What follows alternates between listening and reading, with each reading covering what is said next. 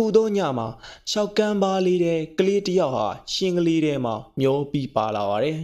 အမတ်သားတစ်စိပ်ပြားလေးတစ်ခုကလွဲလို့ကျန်တာတွေကအထွေအထူးထူးမရှိခဲ့ပါဘူးကြည်ရတာစွန့်ပစ်ခံလိုက်ရတဲ့ပုံပါပဲ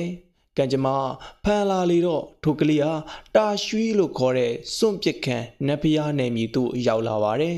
အဲရောမှာတော့အတိတ်ဆက်ကြောင်းကိုစီကိုဖုံးကွယ်ထားတဲ့တိုင်းလောကရဲ့တစ်ဖက်ကန်းခတ်အောင်ပြောင်မြောက်သူတွေစက်မြုပ်နေထိုင်တဲ့နေရာပဲဖြစ်ပါတယ်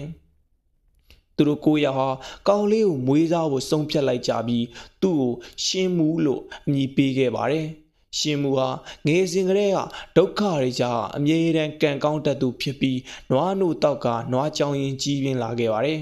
တခုသောမနေ့မှာရှင်းမှုနွားကြောင်ရင်သူငယ်စဉ်ကတည်းကအတူရှိခဲ့တဲ့နွားရဲ့စကားသံကိုစပြီးကြားလာခဲ့ရပါတယ်နွားမဟာသူ့ကောင်းမွာအက်ကိုနှုတ်ပေးဖို့ပြောပေမဲ့ရှင်မူဟာသူ့အဖွားရဲ့အက်ဖြစ်တာကြောင့်မနှုတ်ရဲပေမဲ့နွားမရဲ့ဖိအားပေးမှုကြောင့်နှုတ်လိုက်ရာနွားမဘိုက်ထဲကနေထူးဆန်းတဲ့အမျိုးသမီးထွက်လာခဲ့ပါတယ်ရှင်မူအန်ဒီရဲ့ပေးဖို့လုံနေချိန်မှာရှင်မူရဲ့အဖွားရောက်လာပြီးသူမကိုအဆုံးသက်ပေးလိုက်ပါတယ်တကယ်တော့ရှင်းမှုအပွားသူ့တိုင်းဝိညာဉ်နဲ့ထိုမိတ်ဆာမကိုနွားခန္ဓာကိုယ်ထဲမှာရှုံနှောင်ထားတာပဲဖြစ်ပါတယ်